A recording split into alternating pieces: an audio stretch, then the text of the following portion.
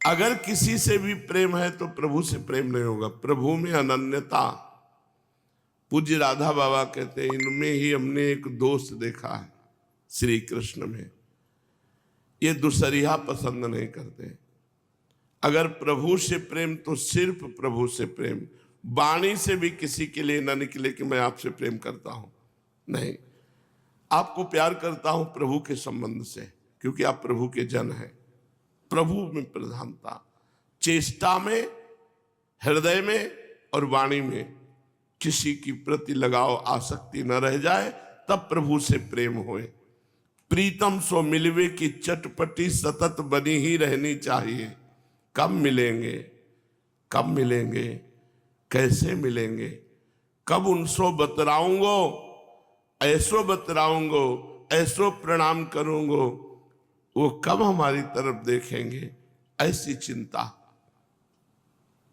याही को तो अनुराग कहे हैं।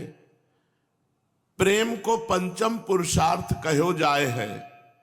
जब अर्थ धर्म काम मोक्ष को त्याग करे तब पंचम पुरुषार्थ मिले, तभी प्रेम प्राप्त होए है।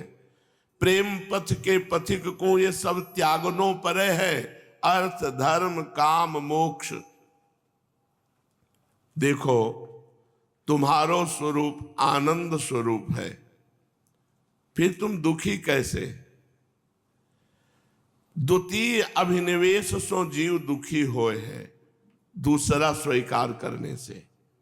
श्री भगवान को छोड़ के और किसी को तो माया, माया माने दुख। तुम्हारो स्वरूप आनंदमय है, तुम्हें किसी और आनंद की जरूरत नहीं है, पर तुम अपने स्वरूप को भूलकर दूसरा कुछ मान लिए, दूसरा स्वीकार कर लिए। यही तुम्हारे दुख का कारण, यही माया है।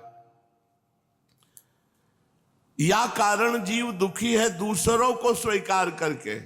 मीरा जी कहते दूसरों न कोई, हम कहते मेरे तो गिरधर गोपाल, लेकिन दूसरों भी कोई। वहां दूसरों न कोई, आनंद की अनुभूति दूसरों न कोई से होती है। इनको छाड़ के काहू को स्वीकार कियो तो माया, और या कारण जीव दुखी होए। तो यासो कैसे छूटे? मायापति, मायापति के लाड़िले जनन की शरण लेवे सो। भगवान और भगवान के भक्तन की शरण लेवे सो। जाको अपने इष्ट और श्री सदगुरुदेव भगवान के श्री चरणारविंद में आत्मसमर्पण हुए है, वह प्रेम को पथिक बने हैं। अपना समर्पण गुरुदेव के चरणों में, श्री प्रियालाल के चरणों में, वही प्रेमी हुए हैं। वाकई हृदय की पहचान यह है कि सतत अपने प्राणाधार के मिलन की तीव्रतम उत्कंठा, नवीन नवीन भाव से सेवा करवे की भावना, और तरंग पे तरंग आनंद की उठे है अपने इष्ट के चिंतन में। इष्ट में अनन्य ममता, श्री सद्गुरुदेव भगवान में दृढ़ समर्पण और सात्विक श्रद्धा, अविचल निष्ठा, ये सब प्रेम प्रदान कर दे है। साधन के आवेश में को मनमानी न कर बैठे, मनमानी भ्रष्ट कर दे है साधन से। बिल्कुल आज्ञा पे चले, गुरु आज्ञा पे चले। जैसा आदेश है, जैसी रहनी बताई गई, बिल्कुल वैसे ही चलो। कोई मनमानी आचरण मत करो, करोगे तो भ्रष्ट हो जाओगे। छोटा सा छेद घड़े का सारा जल बाहर कर देता है। छोटी सी गलती तुम्हारे हृदय के आनंद को ढक देगी। निष्ठा पूर्वक साधन को कर तो चलो, और आश्रय कृपा को रखो। येहू नहीं करे कि कृपा का भरोसा करके बैठा है कायर बन करके, नहीं। कृपा के ऊपर छोड़ के साधना त्याग दियो, हो जाएगा, ऐसा कभी नहीं होता। कृपा का भरोसा रखे और खूब तन्मयता पूर्वक साधना करे, खूब भजन करे और भरोसा कृपा का रखे।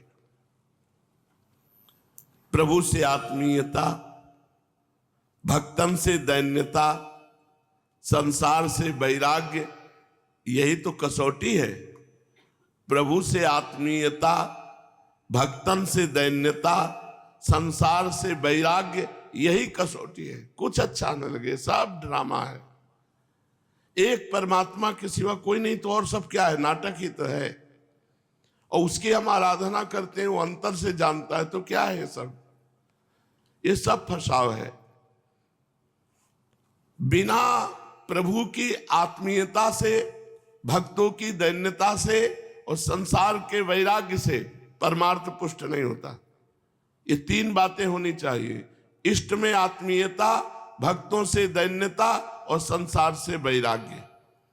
इसके बिना टिकती नहीं है भक्ति। वैराग्य के बिना बोध नहीं होता, दैन्य के बिना भक्ति नहीं होती, आत्मीयता के बिना प्रेम नहीं होता। बहुत सुंदर बातें हैं, पर ये सब बातें तभी आएंगी जब खूब भजन करो। चलते हैं श्रीमद् भागवत महापुराण। प्रसंग चल रहा है, महाराज परीक्षित परमहंस श्री सुखदेव जी से पूछते हैं कि जब महाभागवत उद्धव जी बद्री वन को चले गए, तब भूत भावन भगवान श्री कृष्ण ने द्वारिका में क्या लीला की? प्रभो, यदुवंश शिरोमणि भगवान